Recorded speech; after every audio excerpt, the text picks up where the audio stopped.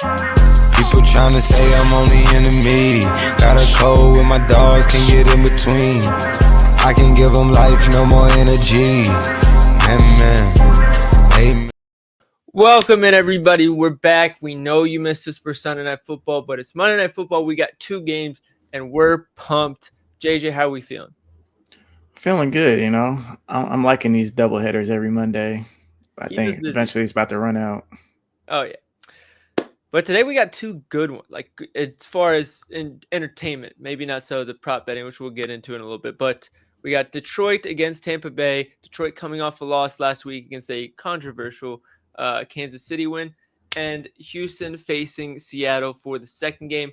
We'll go in order. We'll start with the Detroit game. You guys know where I stand. Go Lions. But, JJ, where's your head at with this one?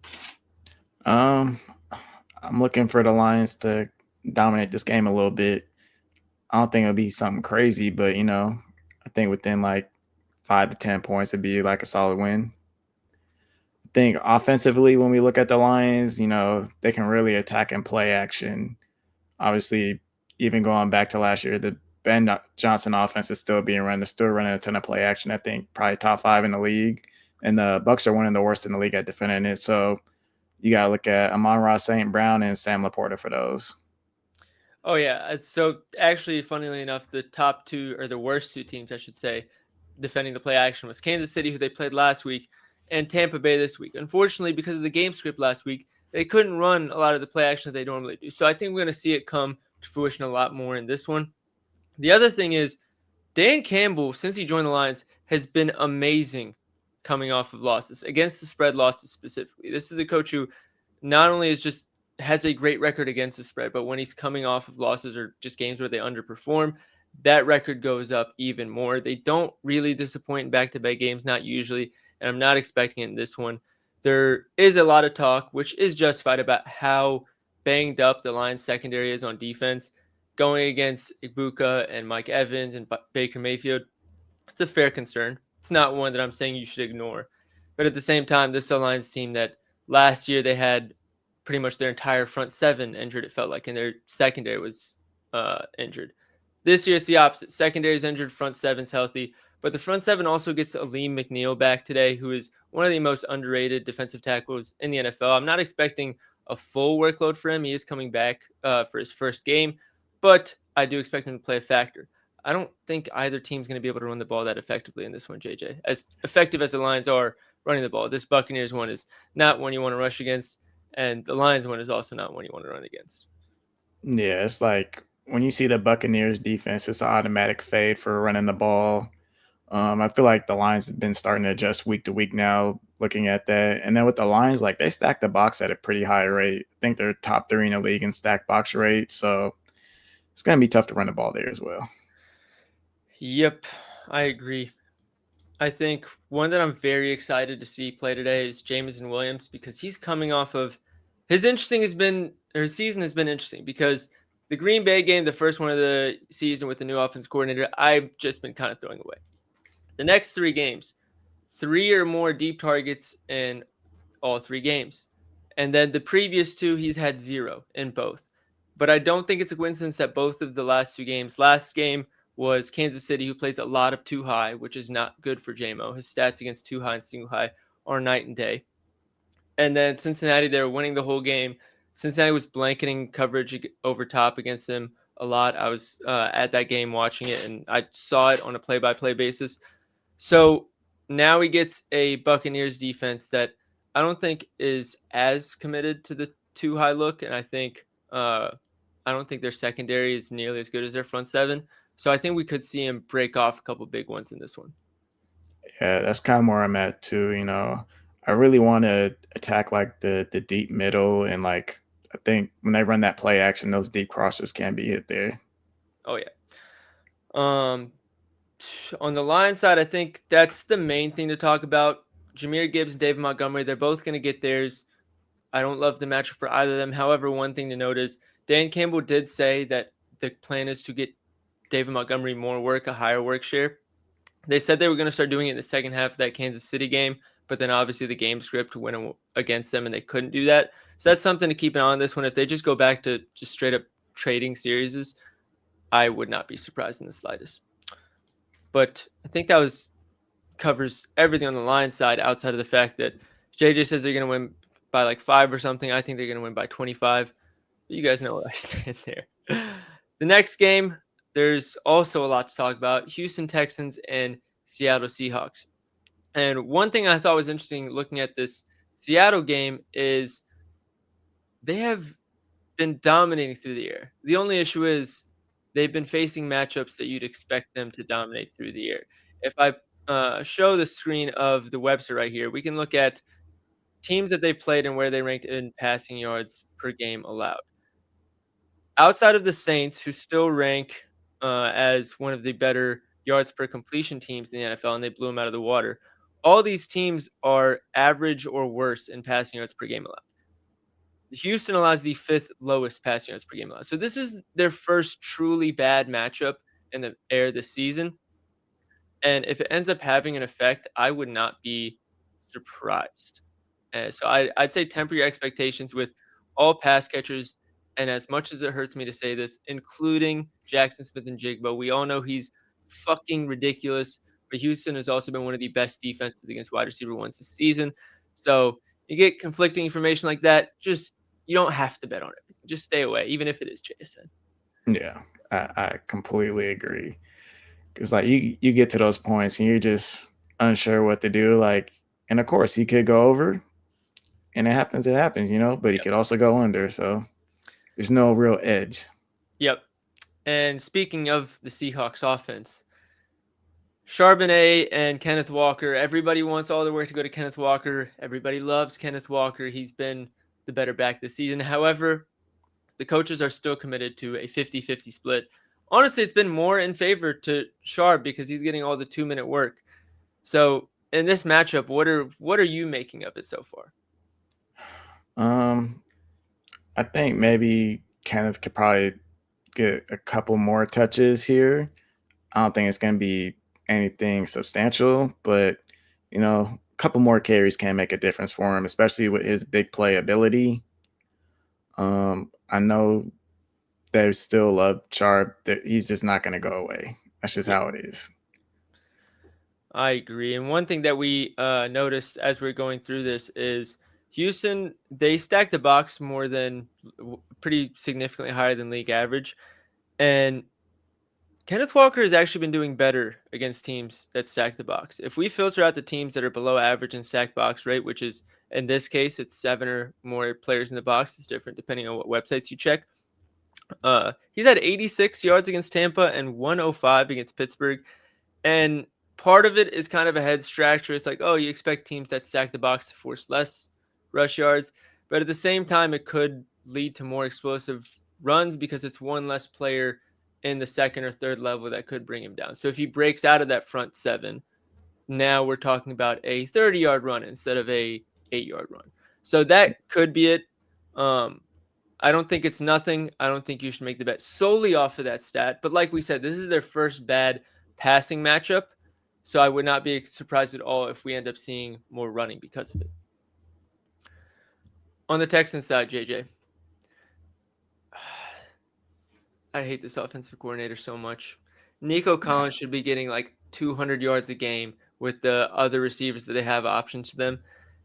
And it makes me so mad because he's so good. Yeah, it's a very unfortunate situation. CJ Stroud is very much underperforming, especially if you just look at his rookie year. Like, maybe that rookie year was just a fluke, Yeah. And it's not even like they've had bad matchups. Like, they've all been pretty average. All of them, I'm looking, they're ranked 14 to 24 in passing yards per game allowed. So it doesn't really justify what's going on. Seattle, however, they do rank as the 6th worst defense in passing yards per game allowed. They are a very passing heavy funnel. They're really good against the run, average, slightly below average against the pass. So when coaches are game planning against them, they're most likely thinking pass. And considering the whole Nick Chubb and Woody Marks debacle, which I don't think anybody should be betting on, you're expecting them to. At least I'm expecting them to pass more here. Yeah, You would think they would expect to pass more, but it's like when CJ Stroud is under pressure because this is a top 5 pressure rate defense. He's looking more to scramble, and trying to get those pass attempts off can be tough. Like he's had like one of the highest rates of catchable passes when under pressure. So it's really just coming down to decision making, and a lot of times he's either just taking a sack or he's just running off with the ball. While you were talking, I found an interesting stat that I don't know how I didn't find this in the amount of prep that we did for this show. But and if you look at the matchups in terms of rushing yards per game, again, we talked about Seattle being so good against the run that they funnel more passing. If you only isolate against top passing matchups, we get Jacksonville and Tampa Bay with 104 and 52 yards. So there is reasons to like Nico in this one. I think most importantly is Christian Kirk is out. So there is nobody else to pass to. Jaden Higgins maybe post by rookie bump. I think Xavier Hutchinson, I don't think he's like really taken over a wide receiver 2 role, at least not yet. So if you're not going to run on them and you're going to pass the ball, Nico Collins, whether he's open or not, should be getting 10 targets in this game. You would think. That's the key one. Yeah. One thing that I think is fun to touch on with Nico Collins as well, we're talking about him a lot again. There's not much else to talk about in Houston in this game. 71 air yards in 3 of 5 games. That LA game to start the season was ridiculous. And then this Baltimore game, they were up by, it was a blowout real quick. So if we were to go back to last season and filter for 70 plus air yards in good matchups, I can do that really quickly. 70 air yards against teams, let's just look at slightly above average. Aside from Baltimore, he had 100 or 92 yards or more in every single game. If I lower this down, let's see how far I can take this down. Chargers, now you can add them to the list. So if you just filter out literally like the top 5 defenses in passing yards per game allowed and look at games where he had 70 air yards, I mean, he's pretty much locked in for 100. This was last season, different coordinator, I'm pretty sure. You can correct me if I'm wrong there, JJ. I believe you are right. But I think this could be a nice regression game for Nico Collins, to say the least. Anything to add on the Woody Marks and Nick Chubb scenario? I think it just comes down to routes run. Even when you're looking at neutral game scripts, it's hard to tell if Woody Marks is going to get enough routes run. But, I mean, it is a fantastic matchup to target running backs against Seattle in the passing game because, I mean, they've been getting up so many yards and targets to them. So, yeah, I think it's just one of those things where you don't want to go a full game without using your running backs. But if you know you can't successfully run on them, you want to use the extension of the run game, which is the screens. And if you're passing more, naturally more checkdowns will come with it as well. So I think that's what it is. I don't trust either of them for receiving or rushing. I might be wrong. You guys might disagree. That's fine. I'm not going to put my money on it. That's all I'll say. But I think that's all we got to get to. We can get to the parlay now. Let's get to it. All right. So we got 2 parlays. The first one is the touchdown play. And JJ, I'll let you cover this one. Yeah, Kenneth Walker or Zach Charbonnet. I think just one of them has to score here because usually on my Substack, I put together, this past week, I put together top defenses allowing highest touchdown shares by position group. So wide receivers, running backs, tight ends, and specifically looking at the red zone. I mean, Texans are number 3. They've 5 of their 8 running touchdowns allowed have been to running backs. So usually Charbonnet is going to get the bulk of the red zone touches. But, Kenneth Walker could break one off here. He was close last week. Did have one called back because of a holding, which is very unfortunate. So one of these guys got to score here. Yep. Obviously, Kenneth Walker is the one where we're like, oh, this is the better running back we want him to score. Sharp has still been getting a lot of the red zone work. We didn't want to try and play the game of which one was actually going to get it. We just included both of them. The next one, though, is Nico Collins, long reception. I don't think there's anybody on the Seahawks secondary that's big enough to stop Nico Collins. We know he's a yak monster, and the Seahawks have been allowing a lot of yak. And he's pretty much money for this every game. If we look at other X wide receiver ones, I'm going to specify real offenses because the Saints and the Steelers, I'm not counting Metcalf and Olave. That I don't understand what's going on as far as the deep game with those offenses. But Egbuka, Marvin Harrison, Brian Thomas, Ricky Pearsall, those guys, I think 3 of the 4 went over, or 2 of the 4. And then the third one was Brian Thomas had a 67-yarder called back because Travis Hunter was lined up offsides.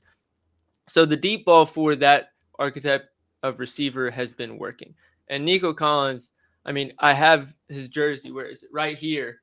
And my wall of wagons solely for his longest reception prop last year. And then I didn't play it as much, or 2 years ago, sorry. And then last year I didn't play it as much, but he was money on it too. So we're just going to trust the process. And lastly, Detroit Lions money line. They are, if I'm remembering the stat correctly, I think it's 18-3 against the spread, following against the spread losses. They're -5.5, or they're 6-point favorites. We're taking their money line. We're trusting them at home, coming off a loss against the Buccaneers team that I think are fraudulent. 4 of their 5 wins have come against teams that I think are not great and or 3 points or less. Blocked field goals, touchdown in the last 9 seconds, all that fluke stuff.